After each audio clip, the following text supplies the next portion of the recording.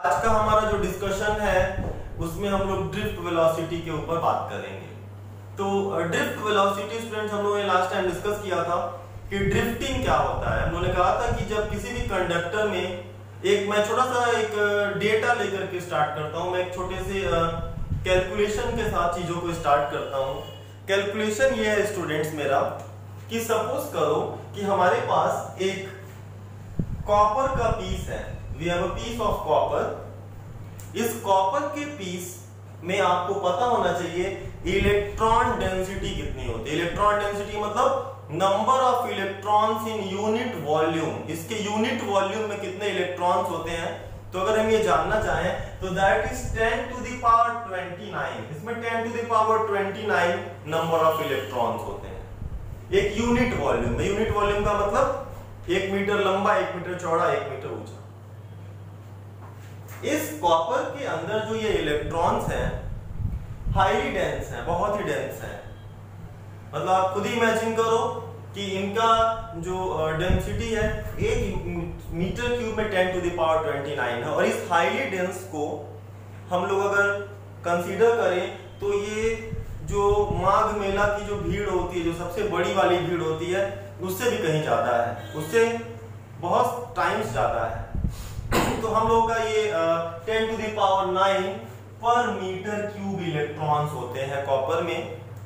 और ये इलेक्ट्रॉन्स एक पर्टिकुलर वेलोसिटी के साथ अंदर मूव करते रहते हैं। मैं ये एक ऐसे कॉपर पीस की बात कर रहा हूं जो सामने आपके रखा है और जिसमें किसी भी तरह का इलेक्ट्रिक करंट पास नहीं हो रहा है। उसमें कोई भी इलेक्ट्रिक करंट पास नहीं हो रहा है। एक नॉर्मल स्ट्रेट में आपके पास एक कॉपर का पीस रखा है। तो उस कॉपर के पीस के अंदर इतने इलेक्ट्रॉन्स हैं और उन इलेक्ट्रॉन्स का एक वेलोसिटी है जिसका नाम है थर्मल वेलोसिटी। वो थर्मल वेलोसिटी के साथ मूव कर रहे हैं। अब वर्ड से अगर आप पकड़िए इसको, थर्मल मतलब हीट। होता क्या है कि एक पर्टिकुलर कंडक्टर है, उसके अंदर के इलेक्ट्रॉन्स जो रूम टेम्परेचर है हमारा, इस रूम टेम्परेचर से एनर्जी ले करके और अंदर मोशन करते रहते हैं। उस वेलोसिटी को थर्मल वेलोसिटी कहते हैं, जो रूम टेम्परेचर से एनर्जी लेकर के इलेक्ट्रॉन गेन करता है। ठीक वैसे ही जैसे एक कंटेनर में अगर आप पानी रखो और उस पानी को बॉयल करना शुरू करो तो थोड़ी देर बाद आपने देखा होगा कि वाटर जब बॉयल होना शुरू करता है तो उसके जो वाटर मॉलिक्यूल्स हैं वो वाइब्रेशन में आ जाते हैं, उनका मोशन स्टार्ट हो जाता है। तो ठीक वैसे ही जैसे ही हीट मिलती है इन इलेक्ट्रॉन्स को तो ये इलेक्ट्रॉन्स उसके अंदर मोशन करते हैं। उसको हम लोग बोलते हैं थर्मल वेलोसिटी। मैं बात कर रहा हूं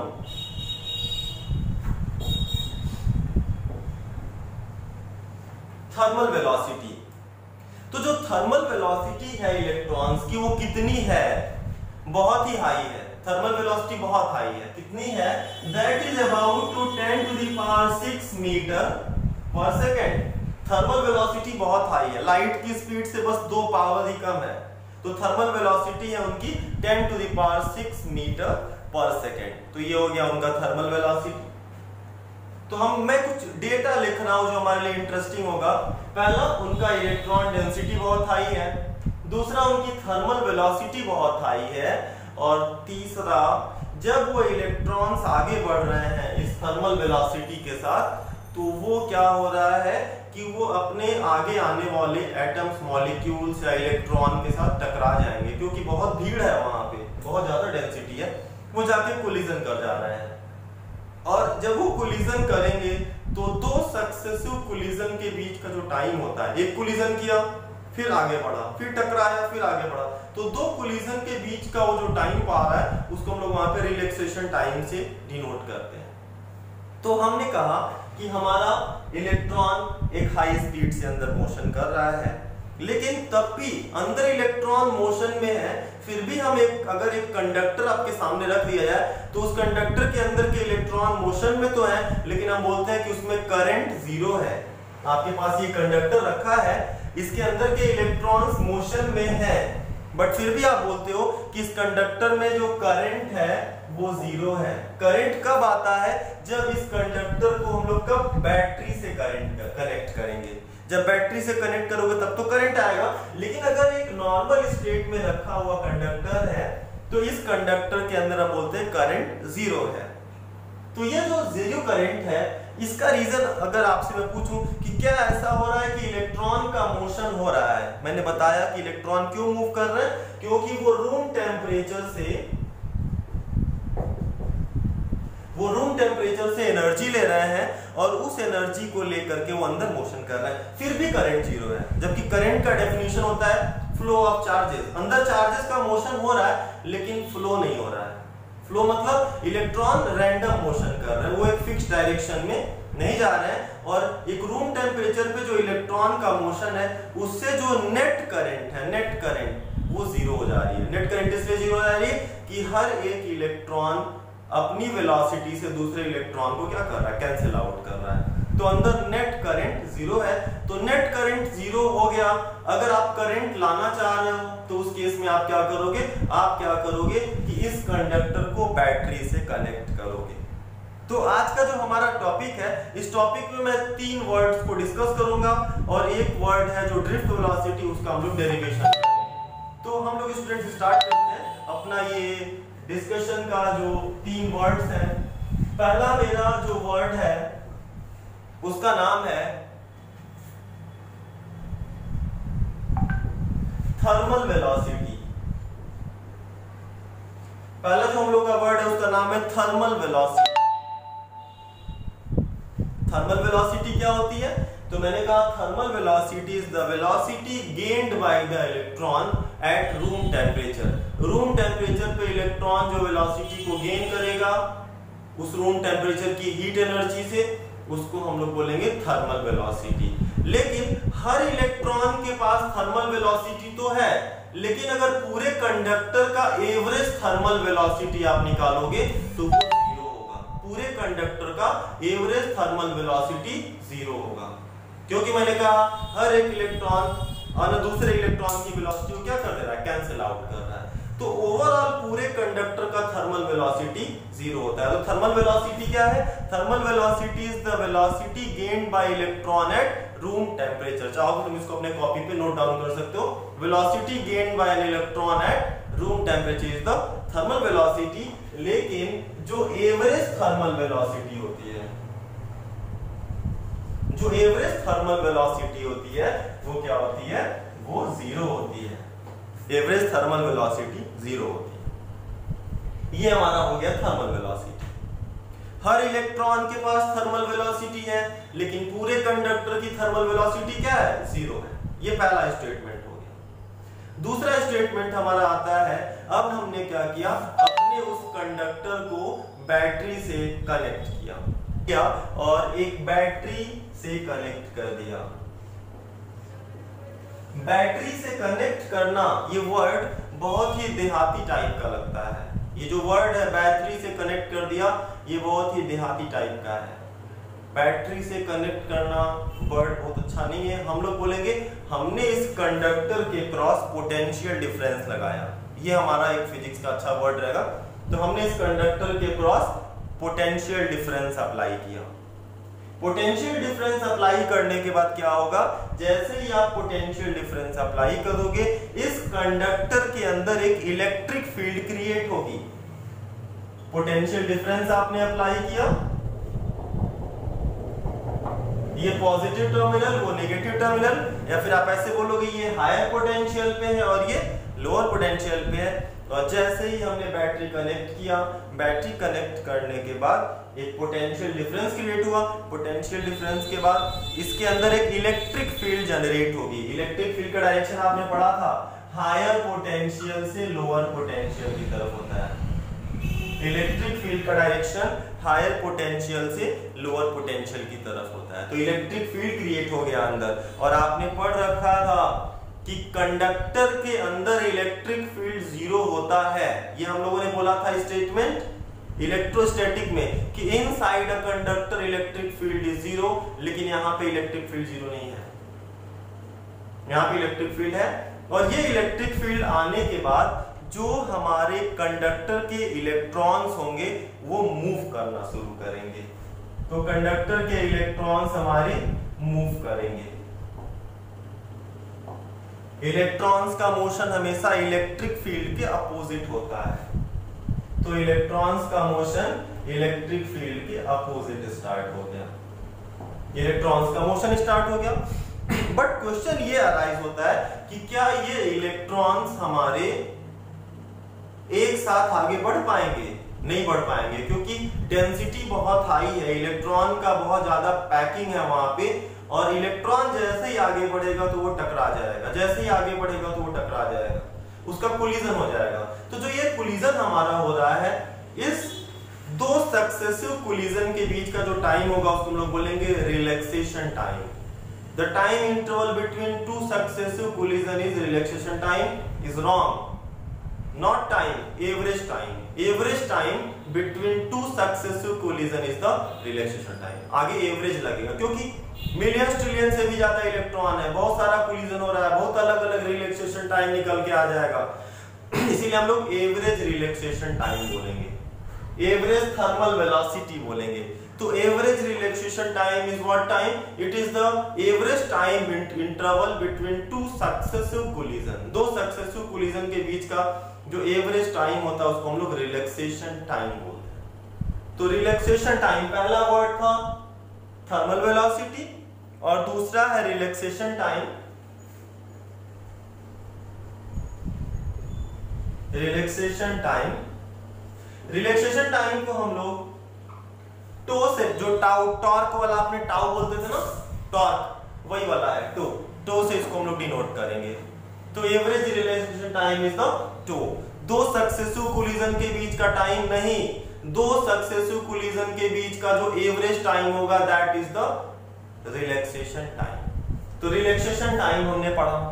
अब होगा क्या कि जब ये इलेक्ट्रॉन्स आगे बढ़ेंगे तो वो टकराते टकराते टकराते टकराते आगे बढ़ेंगे, और जब वो आगे बढ़ेगा तो मैंने कहा जब वो टकराया तो हम लोगों ने पिछले टर्म में डिस्कस किया था कि कुछ ये इस तरह का होगा क्या कि जो ये कंडक्टर है, या ऐसे बनाते हैं, जो ये हमारा कंडक्टर है, इस कंडक्टर का जो इलेक्ट्रॉन है वो मान लो आगे बढ़ा, वो आगे मूव किया, यहां बढ़ा, टकरा गया, टकरा के फिर यहां आया, फिर यहां टकरा के आगे आया, फिर यहां मान लो टकरा के आगे पहुंचा।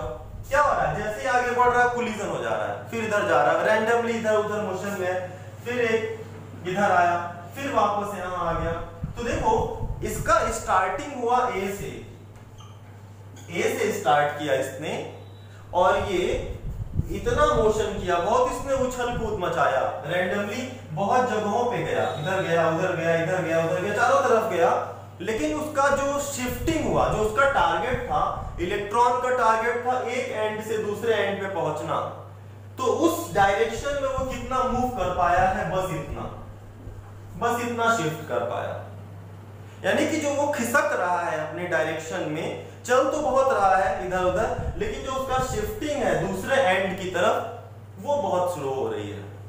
और अभी हम लोग कैलकुलेशन करके दिखाएंगे कि जो ये शिफ्टिंग है इसी को हम ड्रिफ्ट वेलोसिटी बोलेंगे। जिस वेलोसिटी से वो खसक रहा है, वो खुद की वेलोसिटी तो उसकी बहुत है, 10 टू द पावर 6 है, मिलियंस में है, लेकिन जिस वेलोसिटी से वो शिफ्ट कर रहा है वो वेलोसिटी बहुत ही कम है।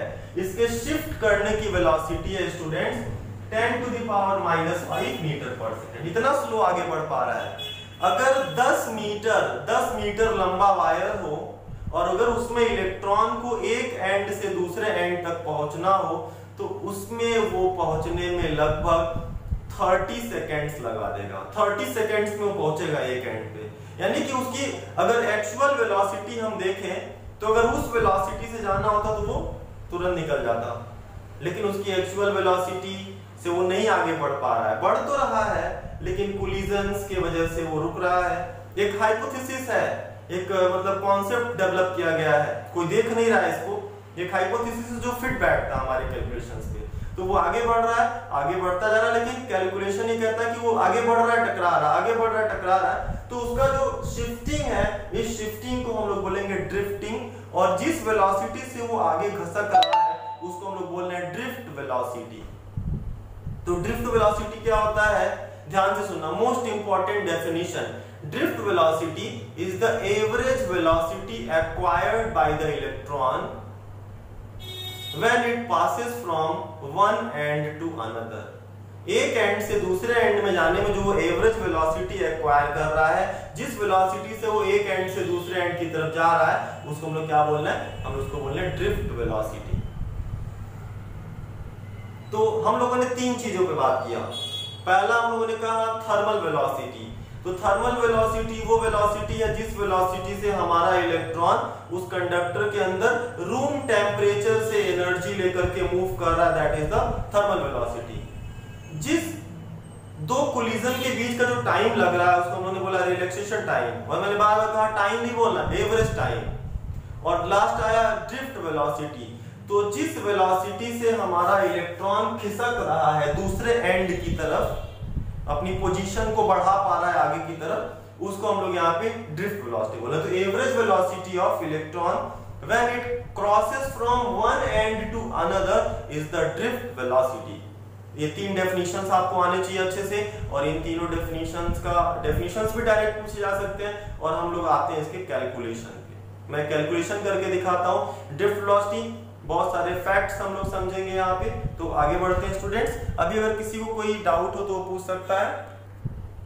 कंसीडर करते हैं कि electric field inside the conductor is E and the charge of electron is small e, then force experienced by each electron.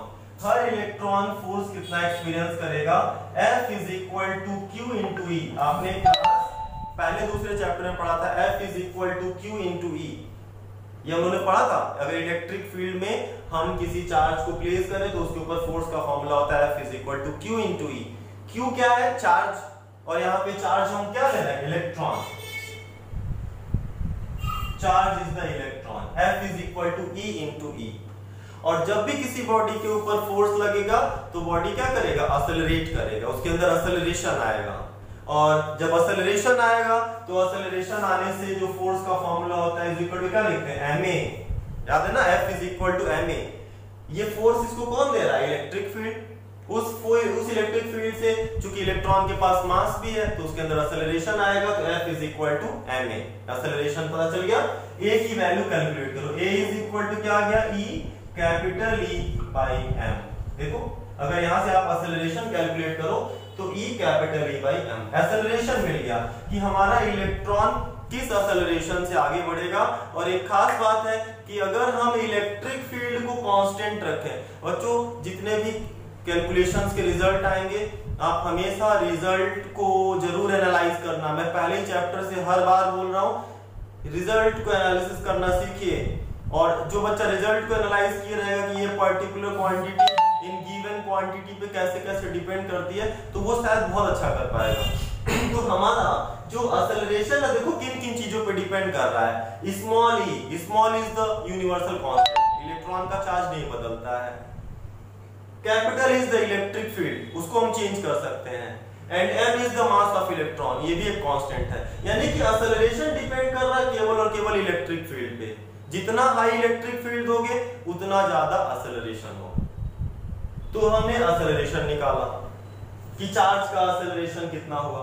अब जब एक्सेलरेशन आ जाएगा तो एक्सेलरेटेड बॉडी के लिए आपने एक इक्वेशन पढ़ा है, v is equal to u plus at। एक एक्सेलरेटेड बॉडी के लिए आपने इक्वेशन पढ़ा है v is equal to u plus at।